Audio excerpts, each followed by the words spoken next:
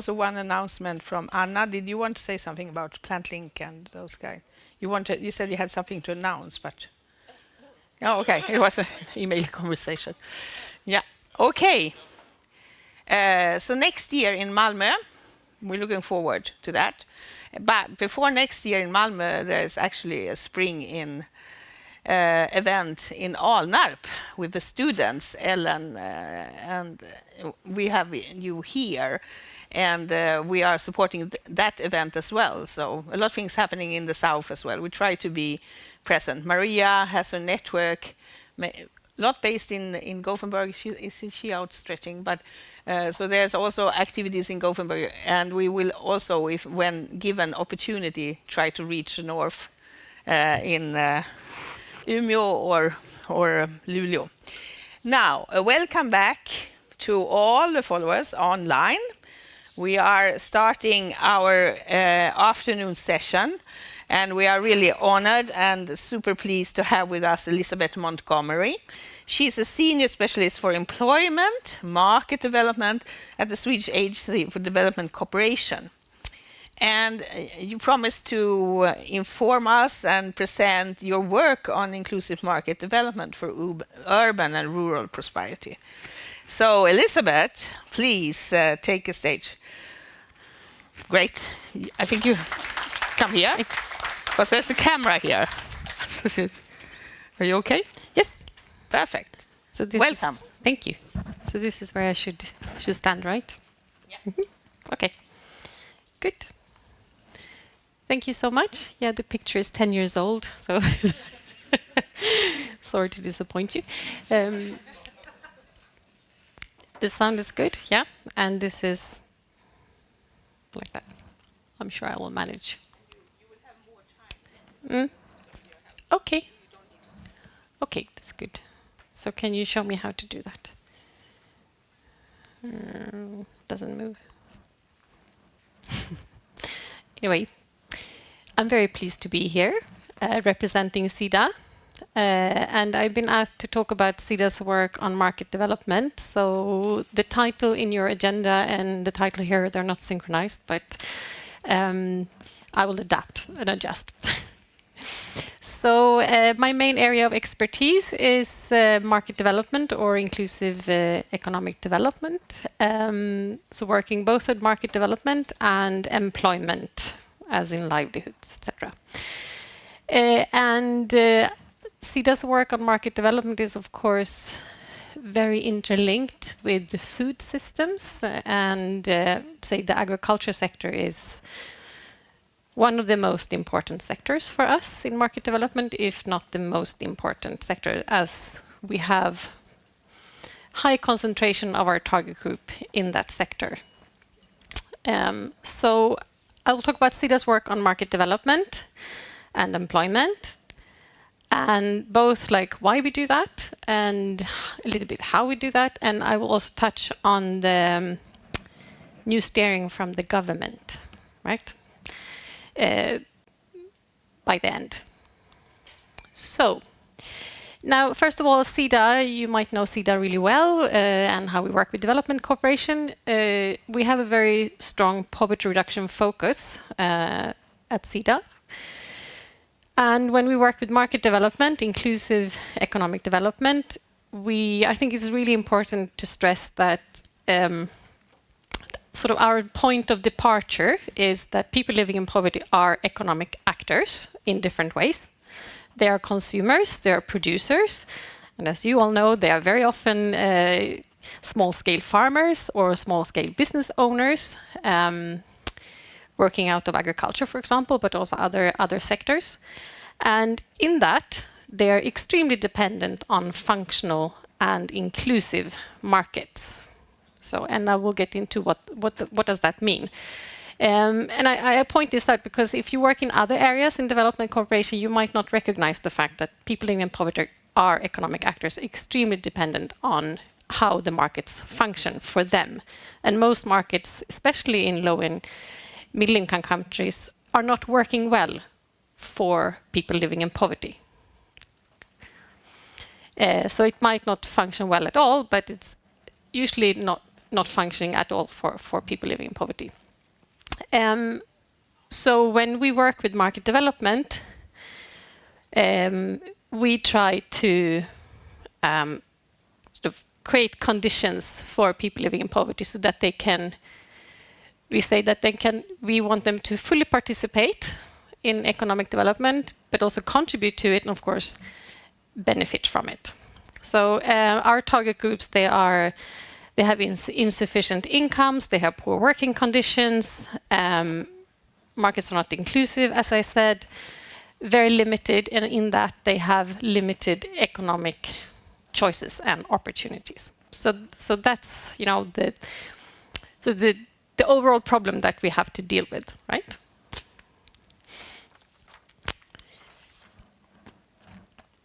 And then about economic development. For that to contribute to poverty reduction, it has to be inclusive. That's why we use the word inclusive a lot.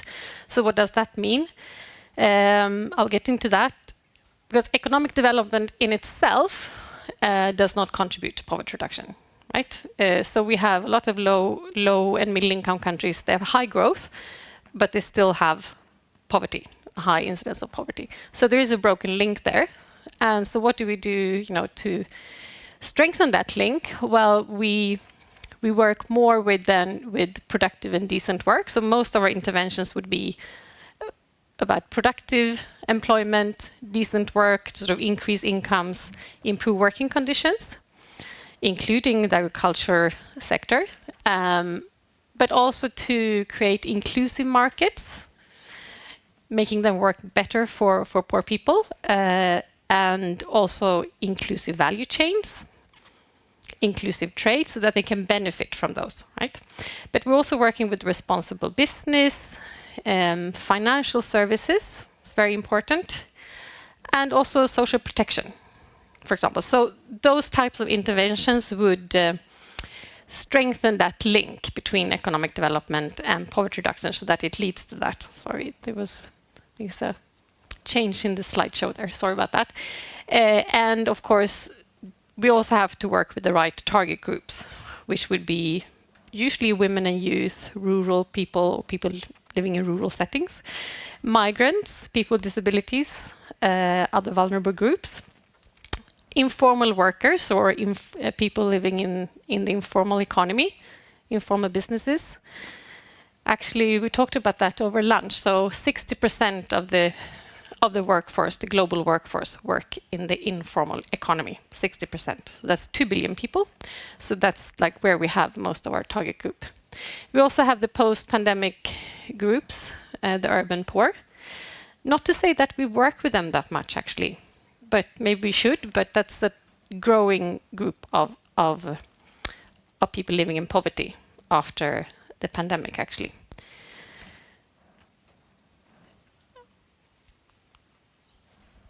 Now, I also wanted to mention, actually, can go back, that if we talk about market development and inclusive economic development, we have to talk about employment.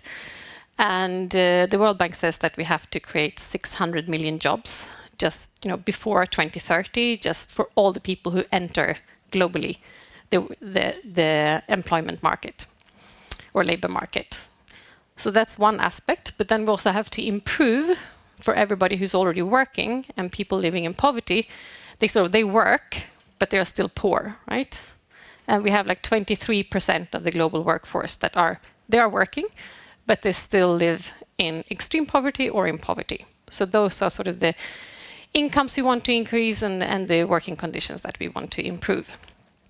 And in that, the private sector is extremely important, since they create like 9 out of 10 jobs, more or less.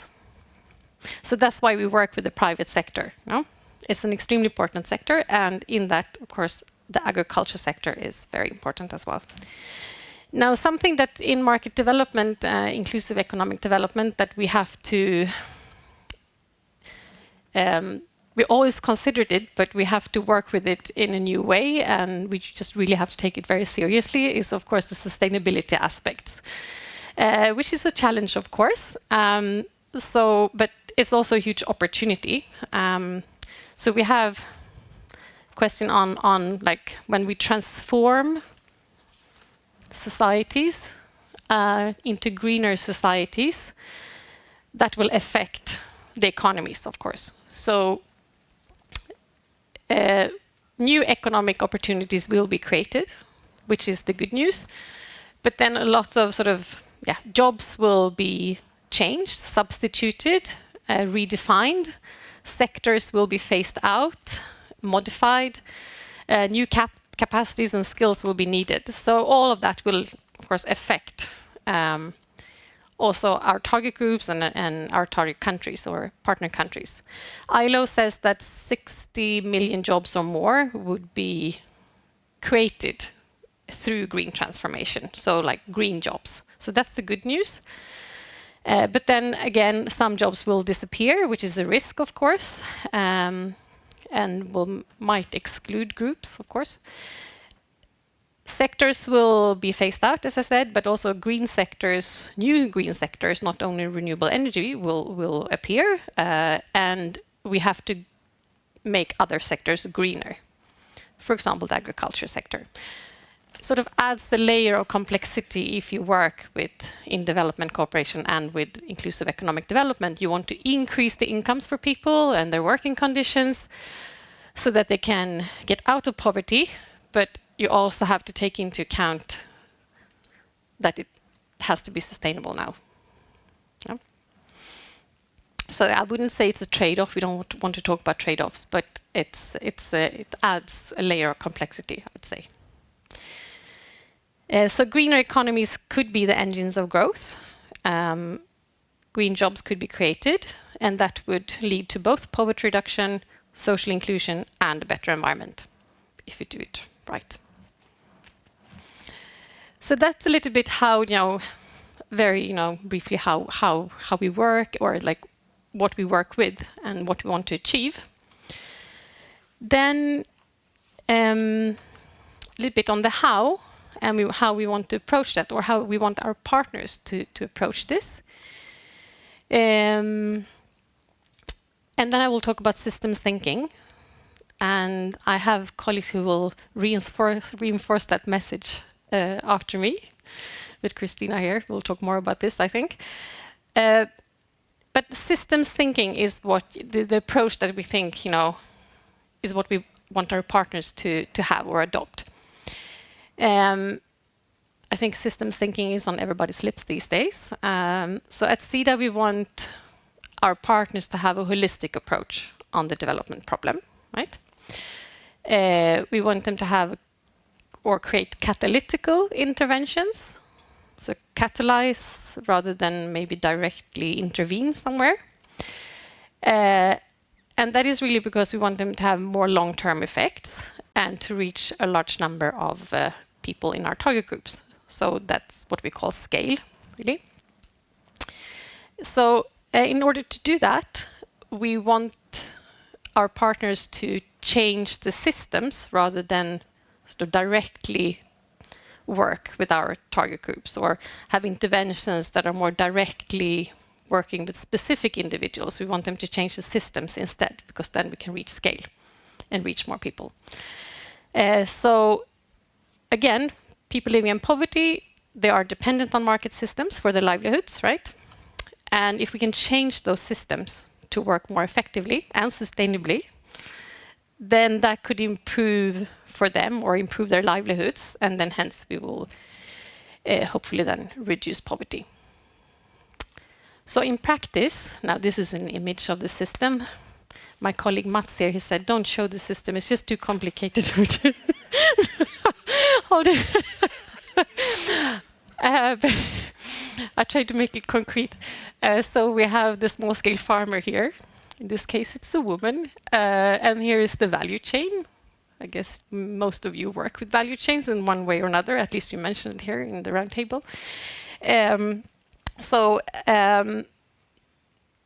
This small-scale farmer, as you know, needs a lot of different inputs to grow her crops.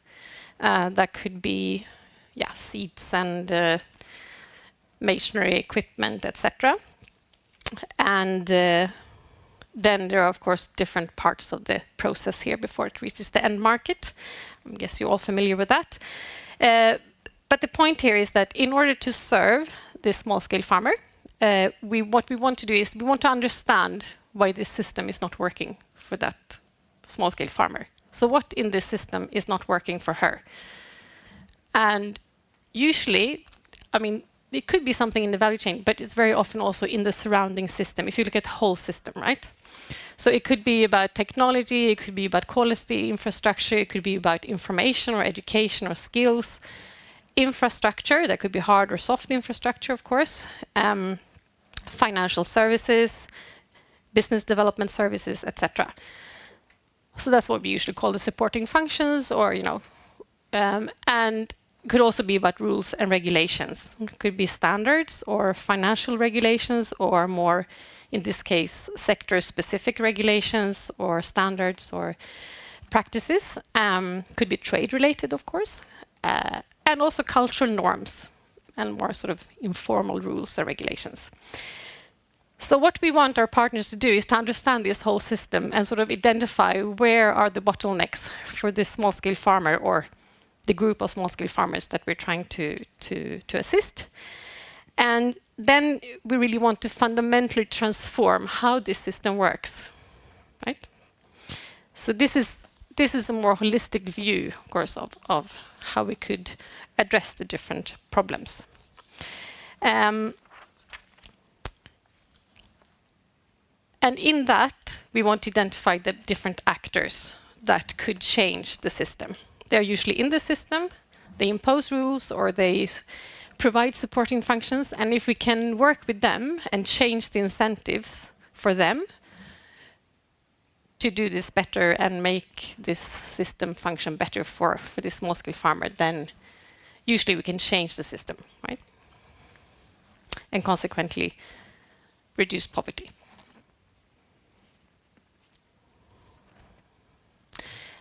Now, in this value chain, I just want to mention, because trade is also on everybody's lips now, and you can see in this value chain that input supplies and other parts of the value chain could, of course, be outside the country's border, as the end market is very often also outside the country's border. So trade is included in market development and also an important aspect.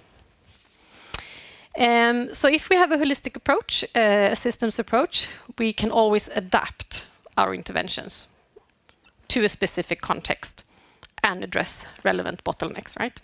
So this is why when you talk about, like you asked me to talk about the differences between Africa, Asia, urban, rural, I would say, I mean, of course there are differences. It all depends on the context, but we would always look at the target group. They are most probably in the rural settings, but the value chain and all the actors could, of course, be anywhere. So that really depends, you know. But I would say that, for example, in Africa, we work a lot more with livelihoods, small-scale farmers, self-employed, resilience, climate adaptation, food safety, agriculture outputs, productivity. Whereas in Asia and the MENA region, it would be more working with the established private sector, linking the bottom of the value chain, higher up with the value chain there, you know, with the established businesses, business environment, decent work, trade. So yeah, it depends on the context, I say, and the economic structure that is there. Also urban and rural, again, we tend to work more in rural settings, especially when it comes to food systems. And the agriculture sector. If we work in urban areas directly with target groups, it's usually more about employment, decent work, business environment. So this is a bit how it differs. But you can also ask me specifically if you want to know more about that. But we tend to work more in rural settings because that's where we have the high concentration of people living in poverty. Yes?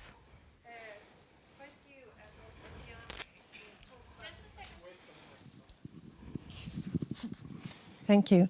So both you and SIANI talks about the smallholder farmers. Mm. And in my world, when we're talking food systems, it's mainly food primary producers, including the fishermen, the foragers, and the hunters, and the herders as well. Is this a signal of that the money is mainly directed to the smallholder farmers within the normal agriculture system?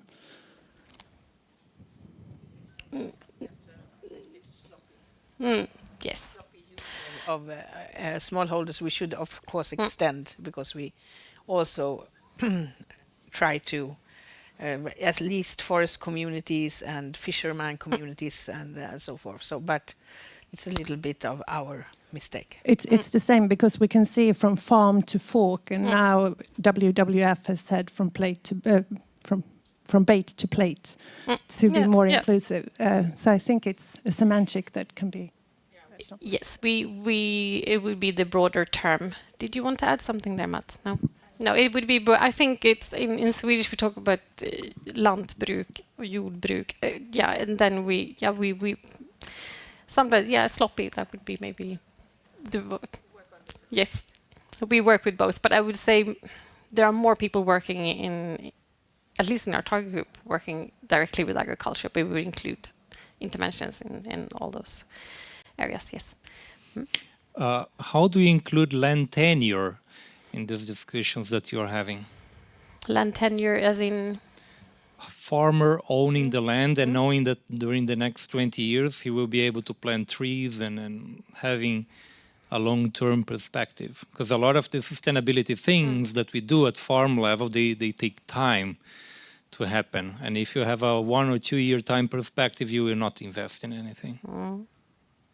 There's always a problem with our interventions, right? Mats, do you want to add something there? Maybe do you want to say something? Whilst the mic is passing, I mean, of course. Of course, I would think that within this, or I know that within this setup, of course, tenure is a support function. If you don't have a secure land tenure, then you don't invest in your land, and then you don't create sustainability. So, of course, that should be taken into account and should be dealt with. Is that the biggest bottleneck or a significant bottleneck, which is often is, then of course that should be taken into account to see how the tenure security should be improved.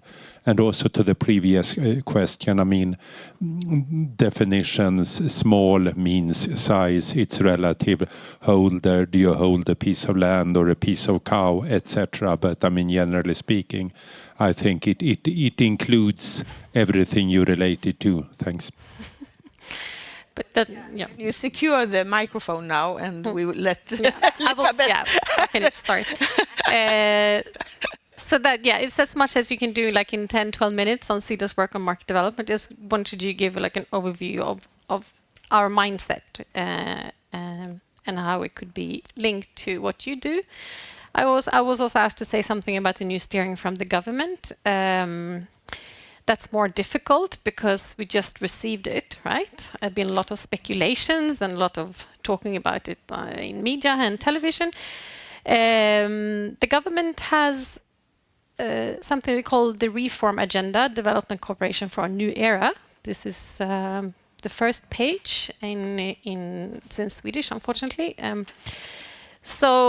But then again, it's this is just a document that tells us about what the government sort of envisions for the development cooperation, their intentions. It's not the hard steering. That comes with letter appropriations and also our country strategies or other thematic strategies. So that's important to say that exactly what this will mean will be translated into other steering. But in this document, I think what stands out is highlighting or focusing on market development and inclusive economic development. They call it job creation, markets and trade, which is now the first thematic area that is mentioned in this document, which was not the case before. So inclusive economic development as a thematic area, I think is emphasized and seems to be more prioritized than before. Apart from that, I think, if I may say, I think it's more or less the same, right? Both when it comes to thematic areas, the content of this area, market development, is just formulated in a new way, using different words, maybe emphasizing slightly different things, right? I'm not sure if you agree, but yeah, that's my interpretation as well.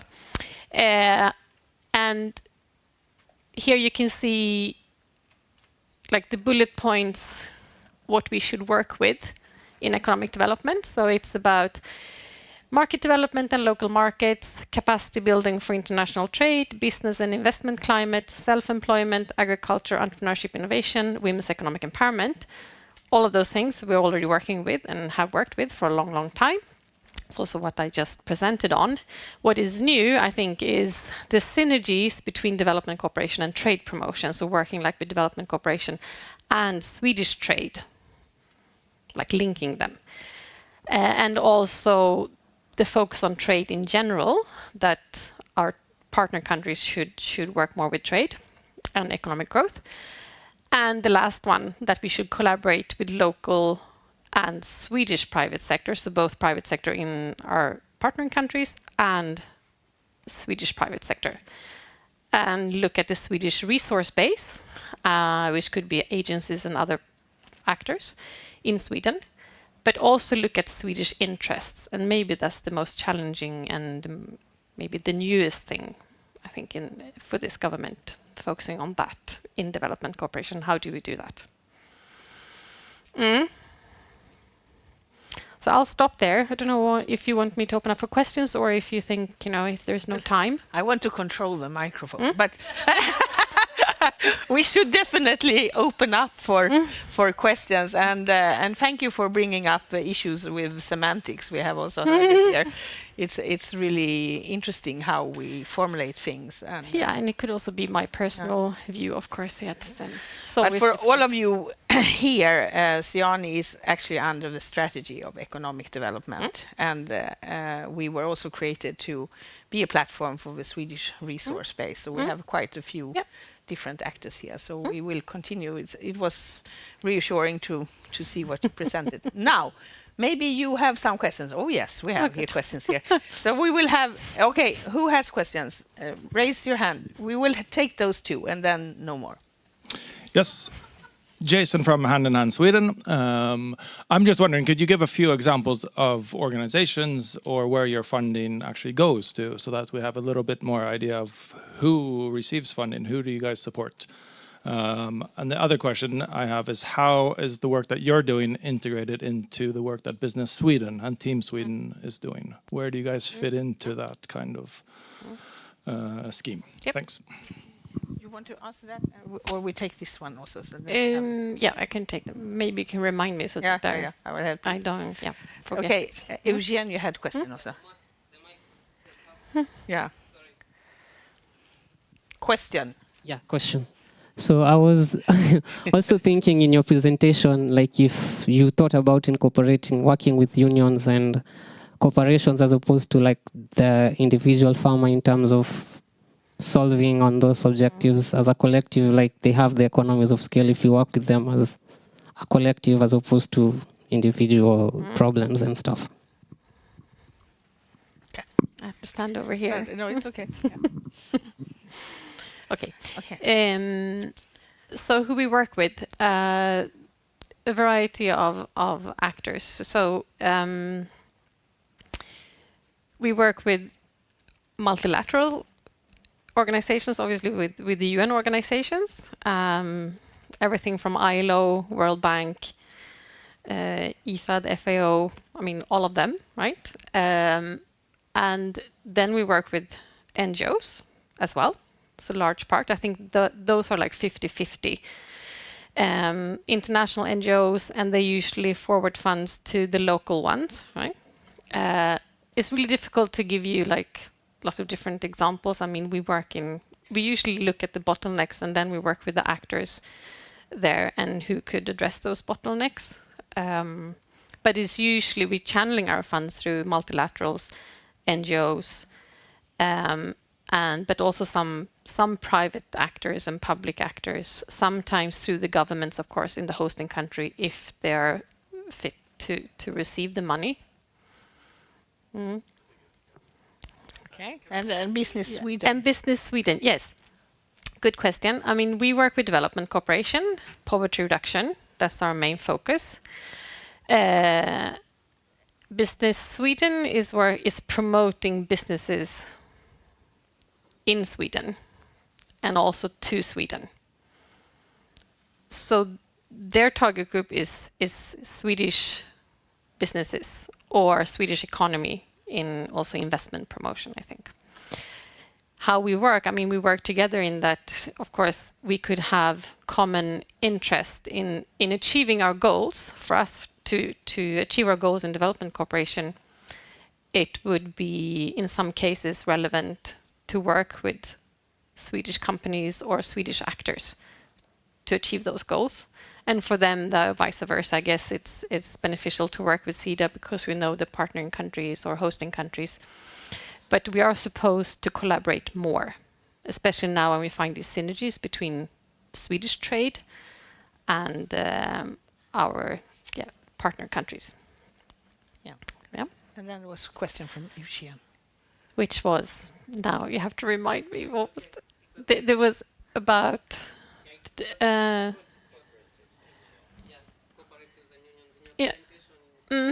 Yes, yes.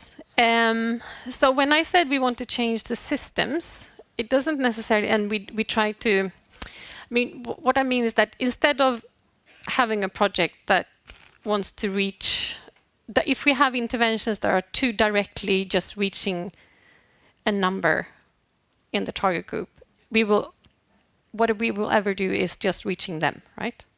Yeah. If we try to address bottlenecks in a system instead, it doesn't mean cooperatives or unions. It means that an actor in that system, it could be a governmental agency that is providing veterinary services or licenses for new types of seeds. If we can work with them and change something that is beneficial for our target group, we can change for a larger number in our target group. Yeah, this is sort of answer your question. Direct, indirect. Yes. Okay, that's great. Elizabeth. Yes. So many thank you, and I hope that some of you will be able to talk to you a little bit on a bilateral basis, Yes. and you can clarify, because I think it was really useful for us to get this overview and also reassurance that we are not stepping into a new space, but actually keeping to some old tracks, but some new challenges ahead with a new reform agenda. Thank you very much. Thank you. Okay, good.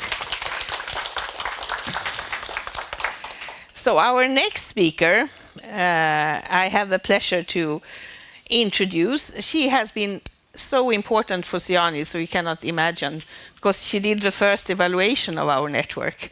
And that was a positive evaluation, so that's why we are working still here today. So Kristina Mastriani, after that, she came on our steering committee and has been helping us to steer our way. And now we have a pleasure to invite you and to talk about creating incentives through market system, what exactly Elizabeth has been speaking about. And you work with NIRAS, so Kristina, come up and please take the stage.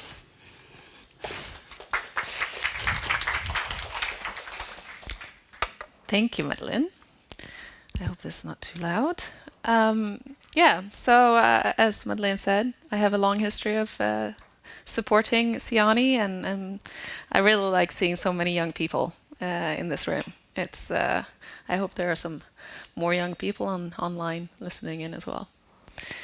I will be talking a little bit more examples of how, because it's the how that is very. I've heard some scientists say sometimes, I mean, that's what we can't do. We can come up with all these ideas, all these new technologies, but how to get it adopted, how to get it at big scale. So that's what we're going to talk about now. Let's see which button. No. Pil. Nej, du höll den uppe, va? Eller nej, där. Så ska En gång till kanske. Are you changing? There we go. Yes. So talking about incentives for change through a market systems development approach. But first, I just want to introduce NIRAS, because not a lot of people know what we do and what we are. It's an international consulting firm. So we implement large-scale programs for CEDA, for World Bank, EU, all the bilateral donors, I would say, we are working with. NIRAS is based both in Sweden, but we also have headquarters throughout Europe, and also in Africa and Asia, and even in Colombia, Latin America. So we're worldwide. We have about 350 staff that work solely full-time with the project management of these large programs. And in addition to that, we have about 1,500 staff in projects, hiring projects in the countries. We work with every sector in development cooperation. And, well, the most important one, of course, for all of us here is the one up top, in agriculture, where I'm the sector lead, trying to coordinate our work across, well, different countries, different topics, and also different donors, and trying to bring that learning together for even better even better implementation of these activities. So, my major learning is that changing market systems, that means changing people's behavior, and that's not easy. We, as human beings, we have an inherent aversion to change. It's in our DNA. We do not want to go from something that is risky, that we know, to something that is new because there's risk involved. We also know that technical innovations, they can be great. They can be the solution. But adoption of these techniques sustainably and over a longer period of time than the farmer gets paid to use that system, that fails. And it fails for totally other reasons. It's because of cultural norms, it's because of social structure, it's because of other competing elements. The farmer, let's talk about the farmers, because majority of smallholder farmers are women today in most of the countries we work in. And if you see her, if you talk about her as she, you'll be able to picture, okay, what does she have for other responsibilities for the family, for the food, and if you put that into your head when you do your research about these super innovative ideas, then you might come up with other ways of that would make it easy for her to adopt these. And then adding the complexity that Elizabeth was talking about, promoting climate resilience. This requires both individual and collective shifts. It's a landscape approach. We have to have the whole community, the government, everybody, to address these changes at this landscape level. And yeah, it's not easy.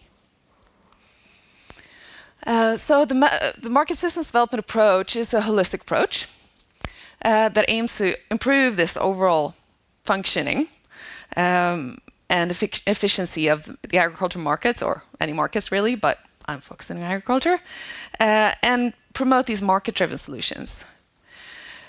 The most important here is what also Elizabeth was mentioning. We need to get it at scale.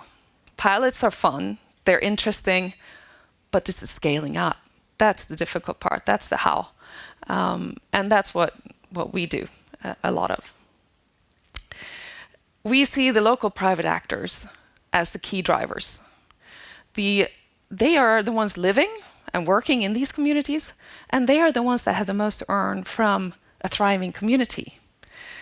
And therefore, they will be the ones that will most eagerly take the help and also be sustainable. An NGO is not supposed to be there forever.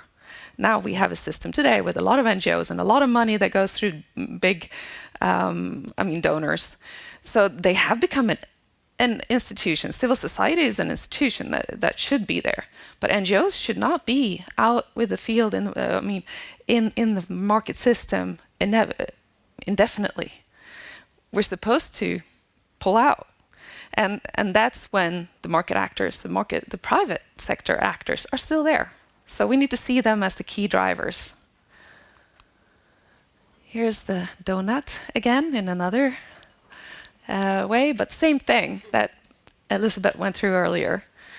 And the approach is to catalyze a process that results in competitive system actors where they are able to efficiently innovate, upgrade, and add value to their products and services to match market demands and maintain or grow markets.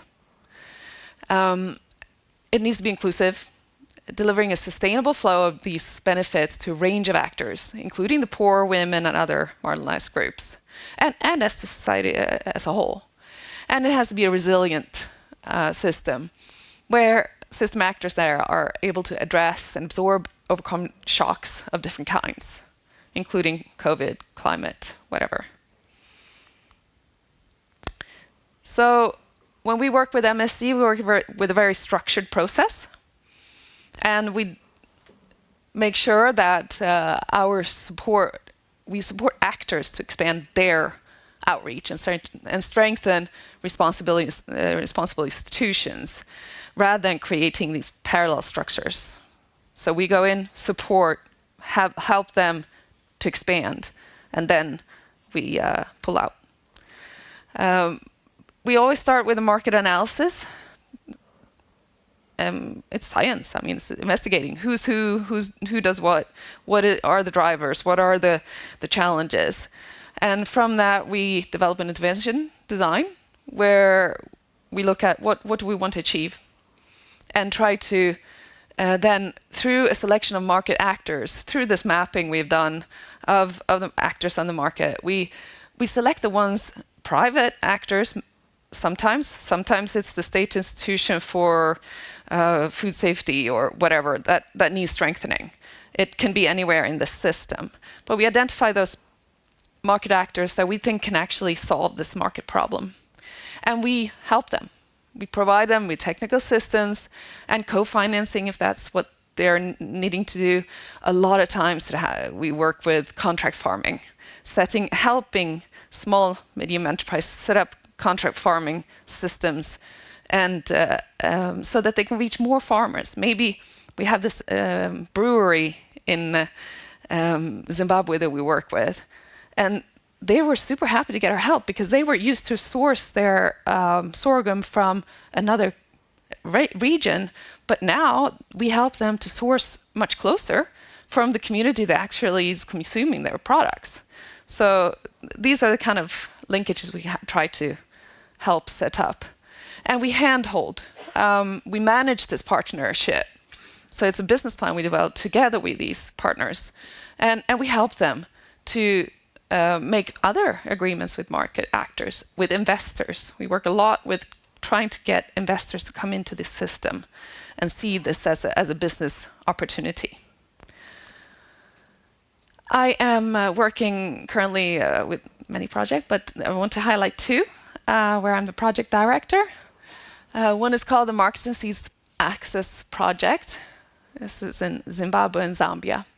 And the project aims to improve resilience and food security of smallholder households, especially women and youth, by increasing adoption and utilization of improved open and self-pollinated varieties of small grain and legumes through strengthening the seed and commodity value chains in those two countries.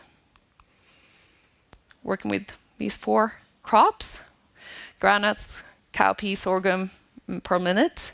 And obviously the aim is to transition out of maize and cotton and other types of making these the cash crops that also provide food security. It is a very long-term program. It's a 12-year program. We're in the first phase right now. The first phase is at 10 million euro. So it's a total budget is about 30. It's funded by the Swiss Development Corporation, who have these 12-year programs.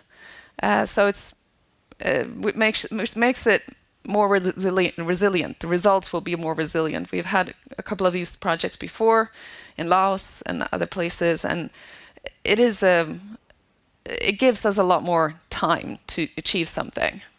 We're working with, as you can see here, with the donut, with the market systems at different levels, so at community level, private sector level, and policy level, including action research. Promoting agroecology and other innovative strategies and practices. And we're anchoring these in an MSC approach and identifying these incentives for behavior change, cementing those in the communities with a clear market where they can sell these products. We've only, we started only 3 years ago, so we only had 3 seasons. We're in the middle of the 2nd season. But within this time, we've been able to reach almost 24,000 persons with this engagement. And well, this is just to show the different targets that we have. It's from our latest annual report that was submitted today. Very new. Then I have another project I want to present. It's the commercial agriculture for smallholders and agribusinesses, CASA. And this vision is even more linked to the investment. So CASA's vision is increased global investment in agribusinesses which trade with smallholders in equitable commercial relationships, increasing smallholders' income and climate resilience. Again, this is a large-scale program, about 20 million euro, funded by the by the UK, running up until well, we're March 25, but we're just negotiating for another year extension. We have worked in 5 countries. Well, we are working in 4 currently, and what we aim to do with CASA is that we try to prove that it makes commercial and development sense to invest in agribusinesses that source produce from smallholders. And we try to change also the behavior of investors, donors, governments, in how they invest and think about smallholders in this supply chain. The CASA program has gone on for a much longer time, but again, you see the scale. We're reaching over 300,000 farmers with these programs. And here you also can see a little bit of the results we had and which the spread of value chains that we were working with. Also aquaculture, as you can see, is included. And that's it. Those are my 2 key experiences. Then, and there's a lot more to read on our website, and follow us on LinkedIn. Yeah, thank you so much, Christina. Thank you. A super interesting presentation, and also to see how you practically can work and how you do it actually. And I mean, we don't know how it works on the long term, but it still seems to have acceptance. And we're talking about semantics. We're also talking about behavioral change of people. So there's a lot of things that comes up, which is not only production and choosing the right seeds. Yeah, thank you. Are there any questions to Christina? We can have one here. Yep. She's coming. Thank you for a very interesting presentation. I have a question linked to the previous presenter from SIDA. And the thing is connecting the dots here. If SIDA would have been approached with a system of this scale and scalability, would that be a preferred product from the SIDA perspective, given the new context SIDA have to work in the reform agenda? That's a question for both of you. Okay. Well, I think I can answer because SIDA already does. Through the international NGOs that SIDA works with, there are but there are several examples that work at this scale as well with similar topics. Right, Elizabeth? Yes.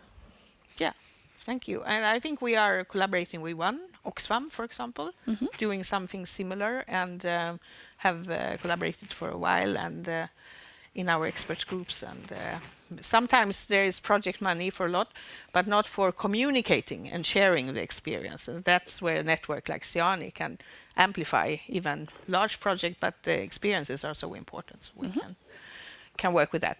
Okay, thank you, Christina. And you talk to Christina if you have more questions. And I should come close to the camera. And now I'm super excited because during the year we have worked with what we call expert groups. So we have had a call for new expert group, and you are going to meet them and their representatives now. And we're a little bit over time, but I'm sure you will enjoy this. So Jonna, please come up here. Jonna was employed in July to make this process advance. Alice has been working a lot, and now we will see what we have achieved. Jonna, please. Yes. Hi, everyone. Nice to see you again. I introduced myself earlier today, but I can say again that I'm Jonna and work as a project coordinator at SIANI.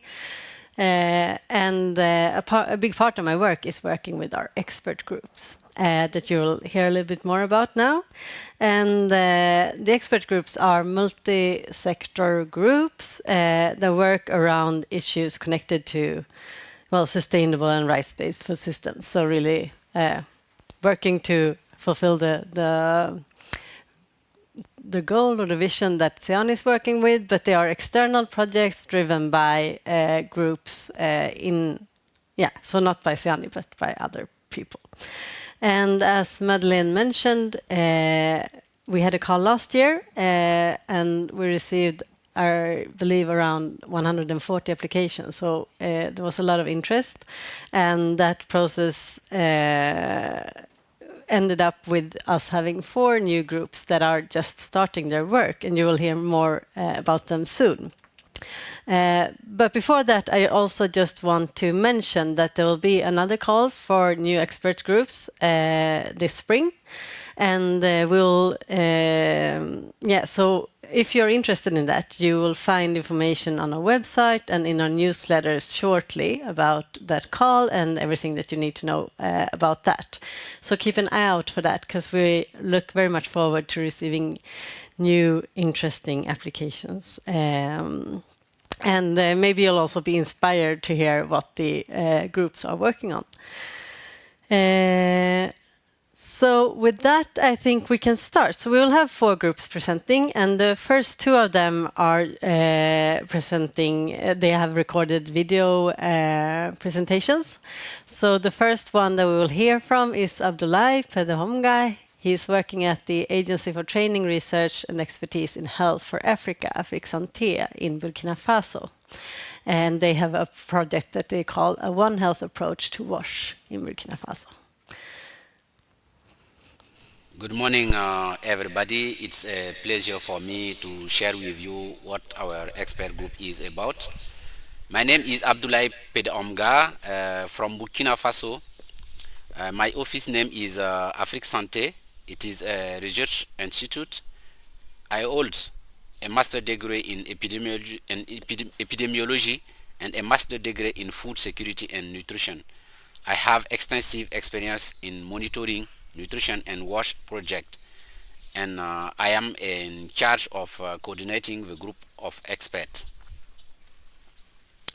This expert group is called a One Health approach to WASH in Burkina Faso, building a community of practice for integrating zoonosis, agriculture production and environmental protection in WASH intervention.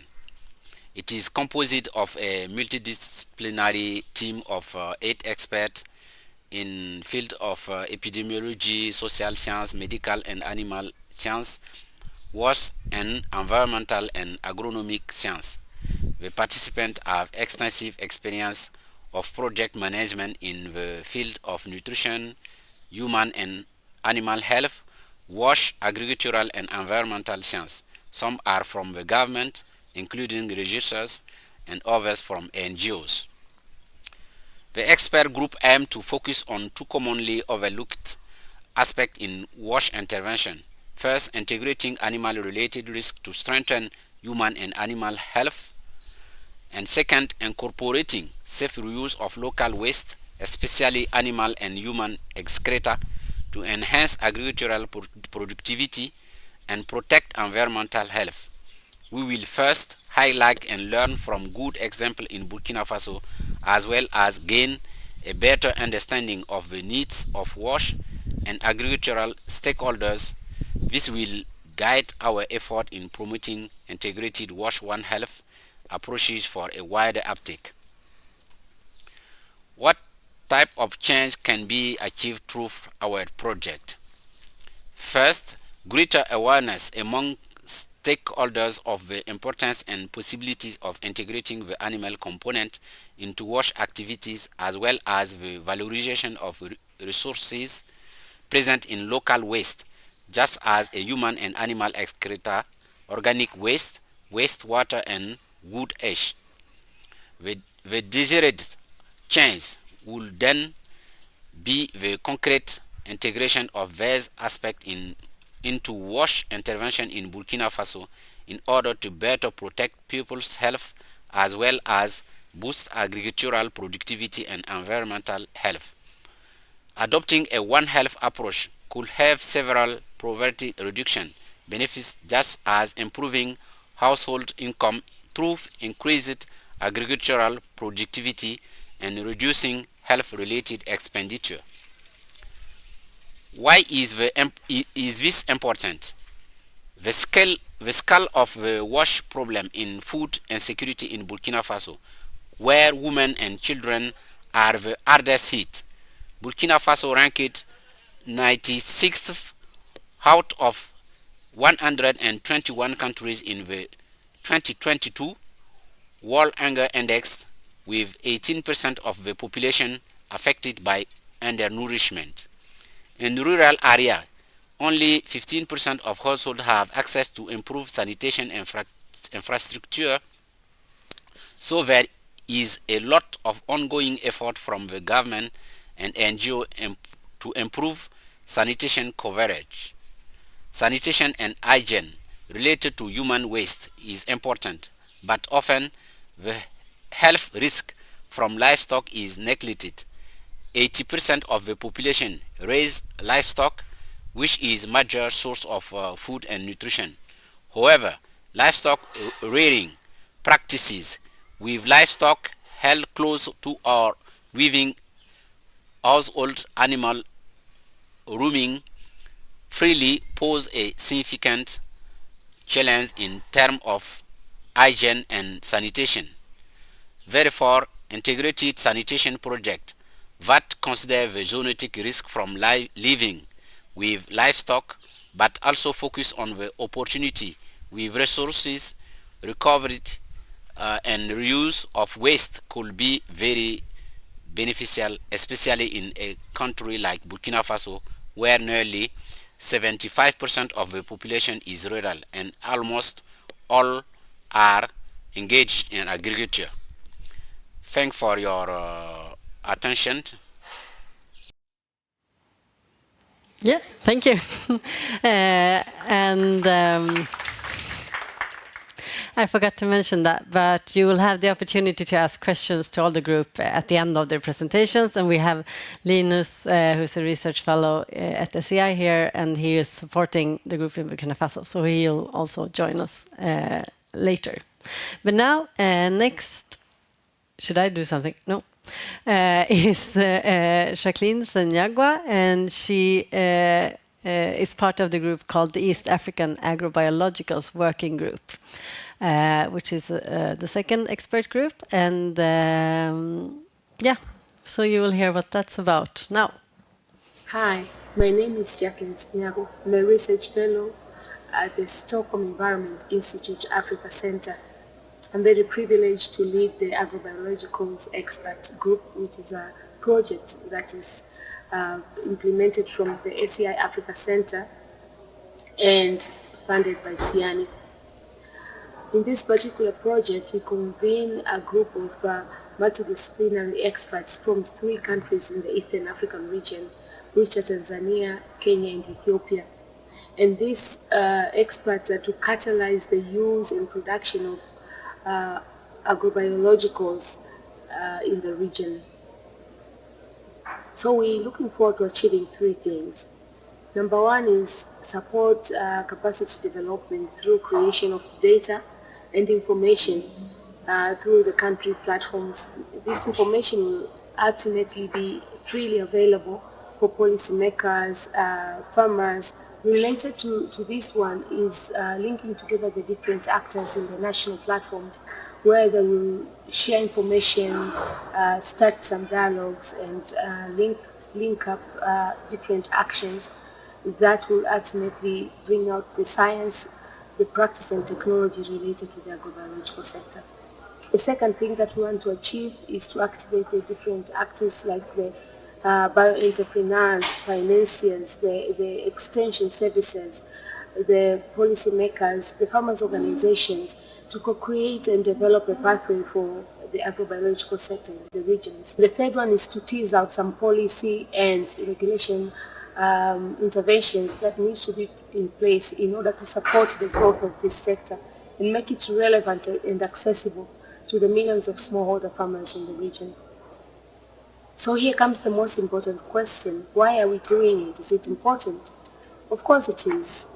The Eastern African region's economy is highly supported by agriculture.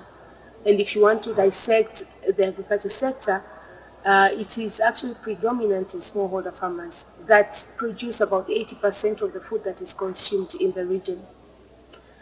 However, the smallholder farmers are faced with numerous challenges. I'll just point a few of them. And this is low productivity, which is caused by many other reasons, but two major ones are low use of fertilizer and pesticides or pest control agents.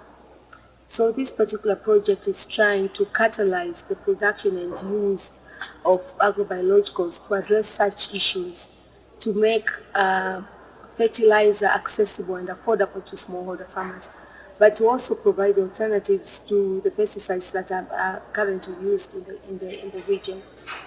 And with that, we'll also bring about jobs that are badly needed in the region, will contribute towards poverty reduction and the larger economy as a whole. And with that, I would like to thank you very much and wish you a very productive meeting.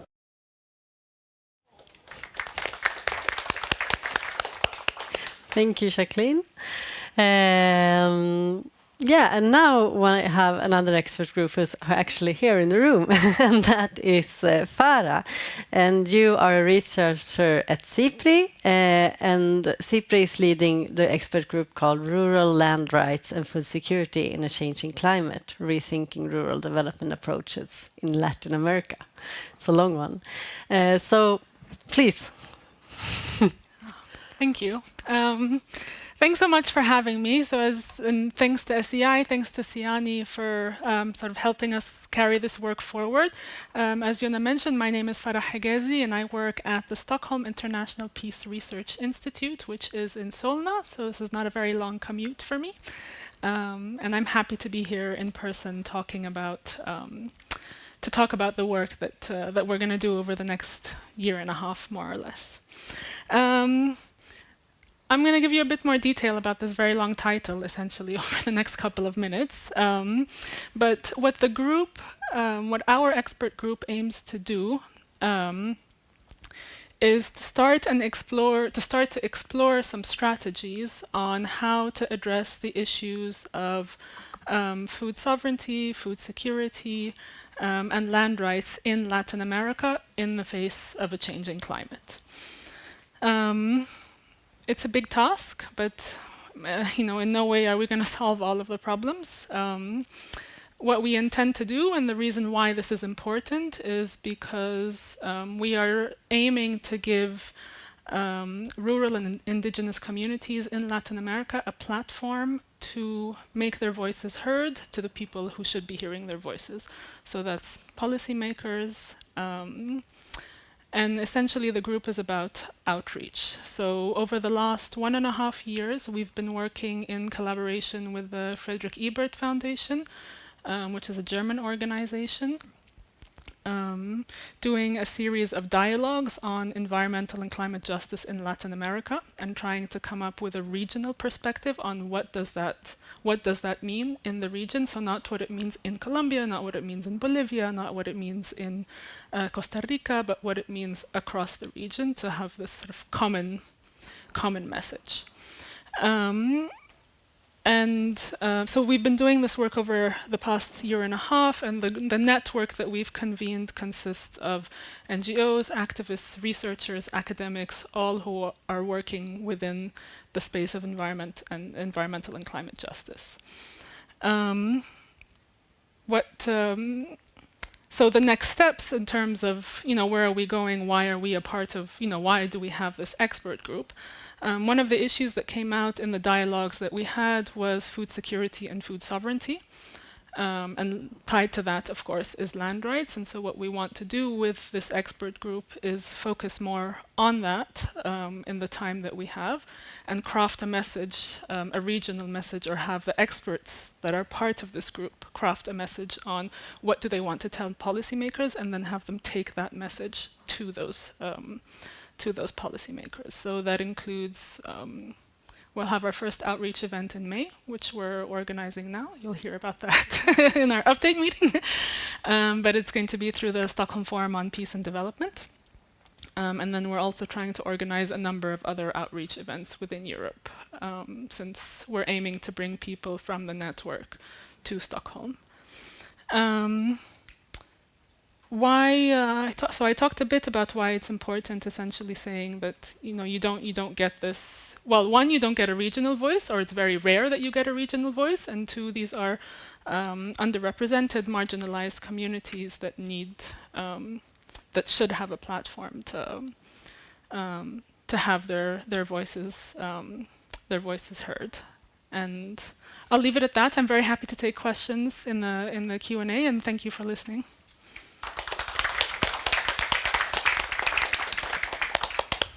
Thank you so much for that. And now then I will invite Lotta Fabricius Christensen to the stage, and you will tell us about your expert group, which is Pollination Knowledge Exchange for Food, Nutrition and Livelihood Security in South and Southeast Asia.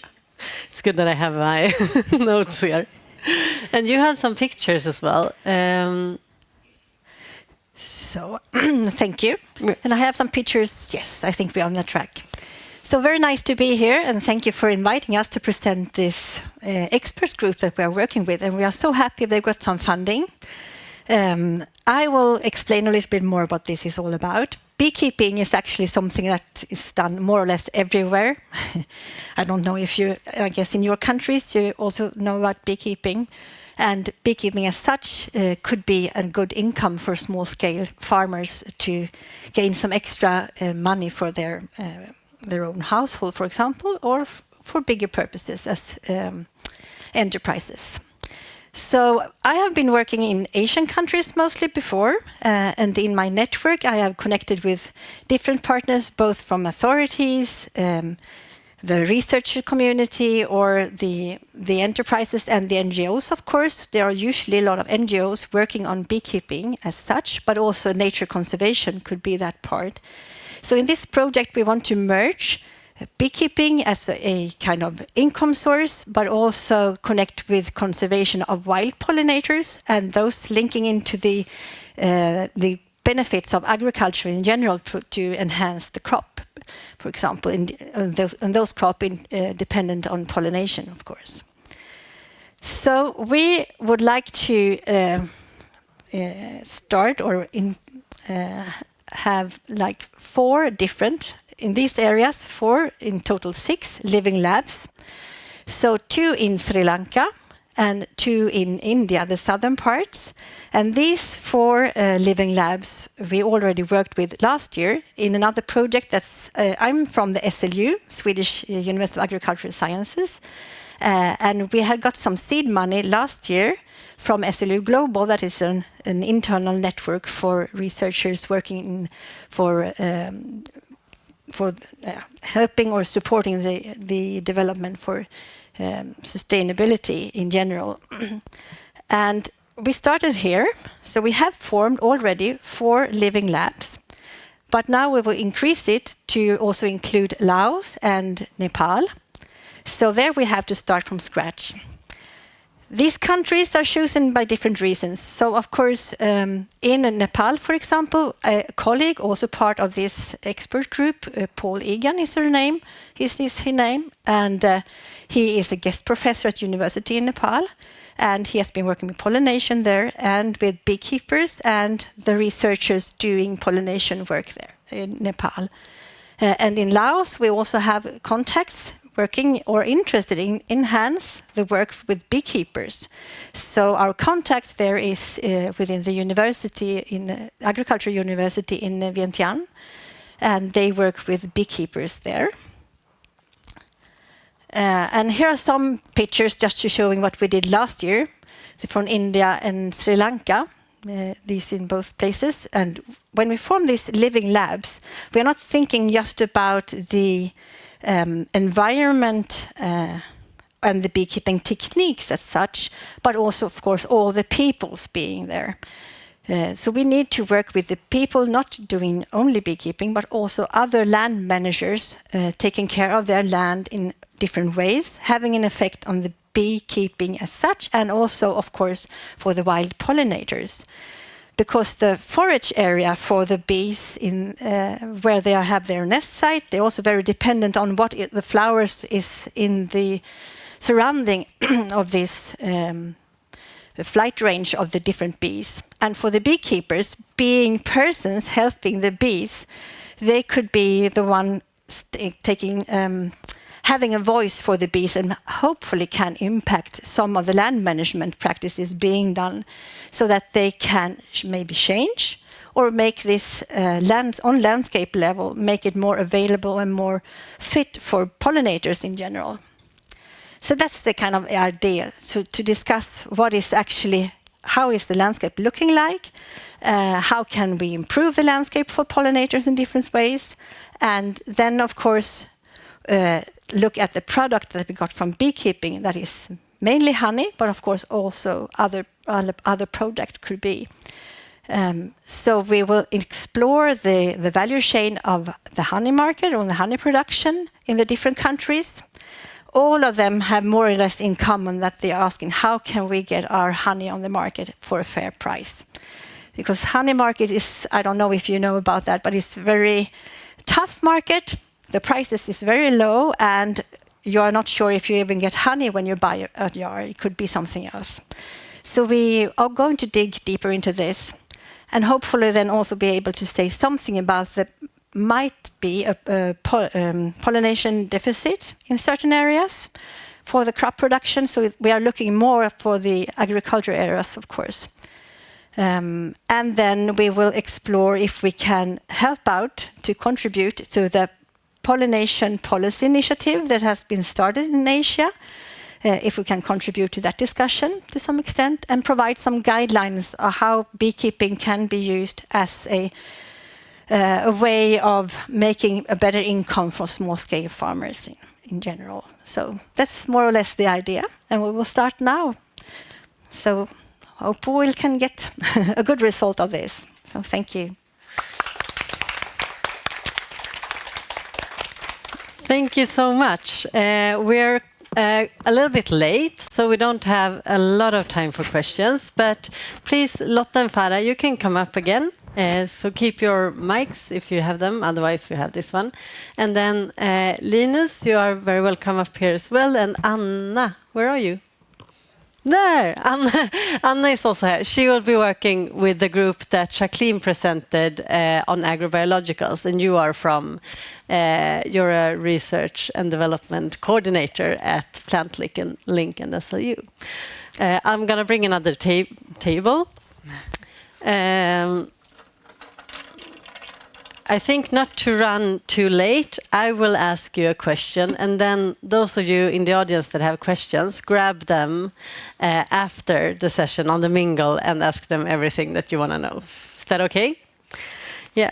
So this might be a bit tricky, but I sent you the questions before, so you might have the time to think about it. But today we have tried to talk a little bit about urbanization and markets and links between urban and rural food systems, but also about links between urban and rural populations and markets. So I was just thinking, how do you think, or do you think that your projects has any links to this sort of connection between urban and rural populations and markets? We can start from here.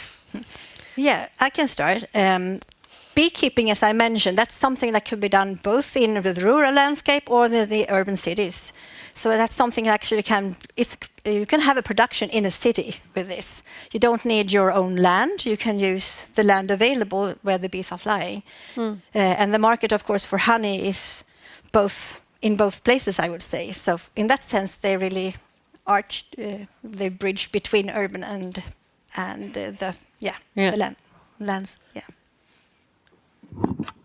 I'll try this. Yes, works. Okay. For the agrobiologicals group, I think the most important part is that recently the shift is to the peri-urban agriculture or urban agriculture, and because we are using only products which are bio-based, derived from nature, we can really decrease the use of the commercial chemicals, of the inorganic chemicals. We talk about pesticides, but it's also fertilizers. So in that sense, we can really increase the production, and it goes well with the innovation aspect of these peri-urban systems, using a lot of time hydroponic systems and so on. This is a very good fit for us as well. Thank you. Thank you. Yeah, from the WASH and One Health group in Burkina Faso, looking at human, animal and environmental health and the connections between them. And I think the food system that we talk about from field or farm to fork has to be farm to fork to field. I mean, we have to close that loop. It's like the first principles in your agroecology presentation here as well. So that's something we're working on. And of course, as urbanization is increasing, there's more that needs to be brought back. So making that link. And also the risks in this value chain from rural areas to urban, from safer waste management and also safe reuse. It's very important. You can... Yeah, it's for... Oh, she has. Is it working? It's working. Yes, I can hear myself. So thanks for the question, Yuna, and for giving us time to think about it in advance. I think for our group, it's perhaps not as direct as the other groups, but something that did come up in the discussions that we've been having over the last year and a half, it was a major part of the discussion, was the development model, the current development model, and where we're going in terms of the green transition, for example. So a lot of the minerals that the world is going to need in order to make that transition will come from Latin America, and that has implications for land rights, for rural people's land rights, for indigenous populations' land rights, for Afro-descendants' land rights. So sort of that's where I see the connection, and of course, in turn, the implications for food security, food sovereignty, food systems. So that's sort of the big picture, of it, and I anticipate that it will come up again as we're trying to further refine the message around food security for this group. Thank you so much. Yeah, I think that clearly shows that there are both very direct links, but also more indirect links between, markets and populations, and where our food and other things are produced and consumed. So thank you so much for coming here and for presenting your work. And like I said, you're very welcome to grab them after we are done if you want to ask questions. And there will also be, of course, information about the expert groups at the SIANI website. There's already some first articles there. And as you continue the work, we will also continue to upload more materials on the website so that you can follow the work as well. Thank you so much.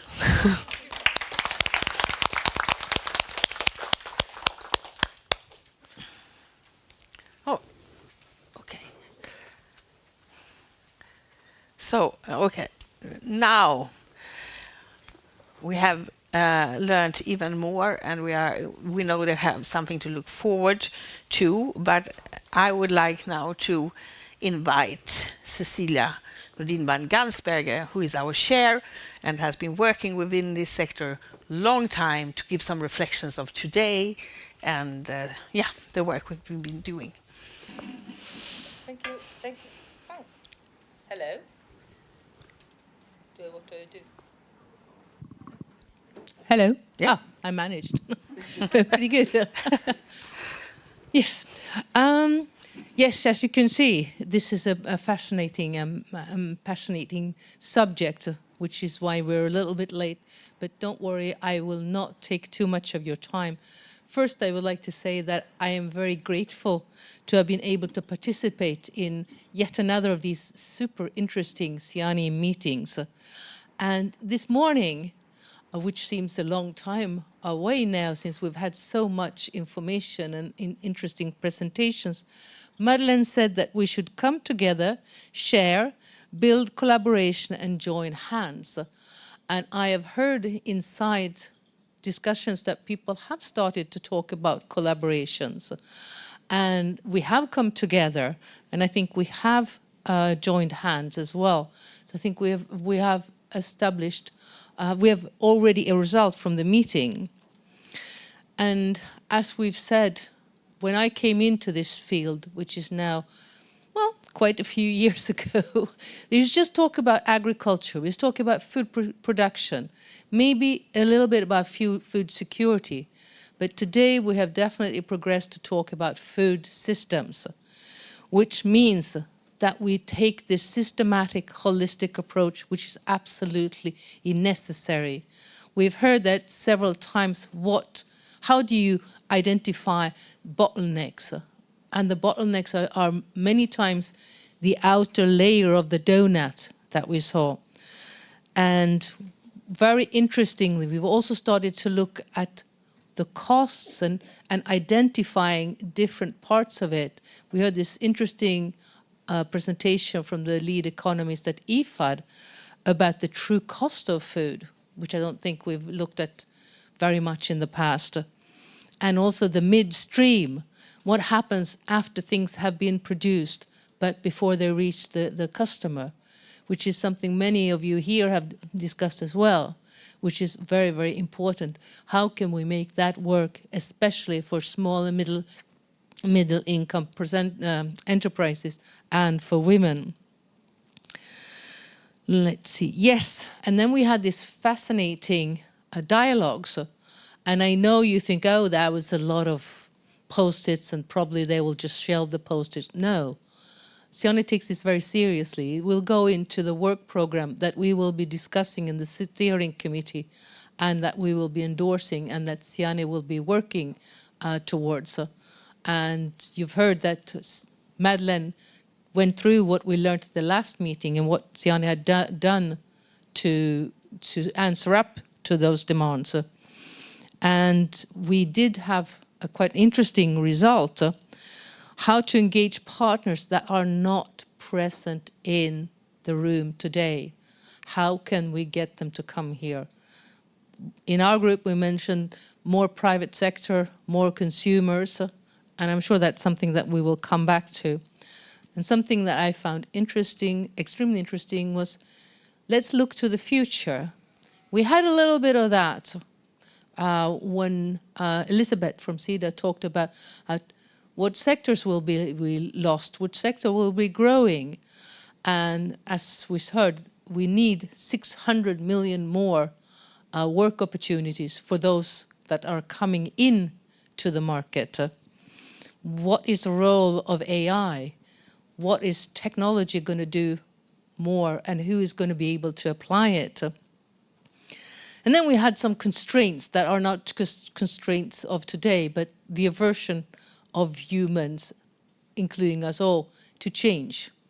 Because you need to be really, necessity is the mother of inventions, and it's also a big pressure to change, but how can we get people to truly change?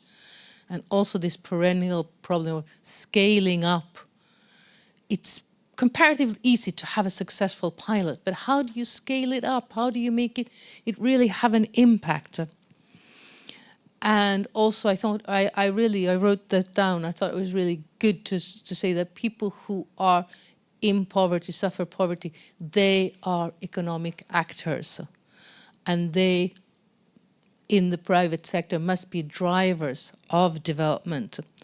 And when should we, who are not living in the place we're trying to assist, when is the good time to pull out? When have we made the system really work?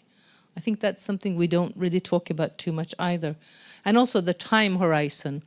I thought it was really interesting with the long time horizon, because I think that you cannot do something in 3 years. You need to have a longer perspective. And then finally, we finished up with what I thought was very positive note on the different expert groups, doing all these different things, but very committed, and I'm sure that they will give results, and SIANI will come back to that. So all in all, thank you all for participating so actively, and I hope to see you again sometime.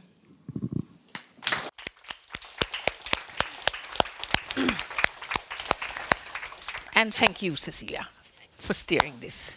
Yeah, thank you. I don't know if there is there coffee outside or...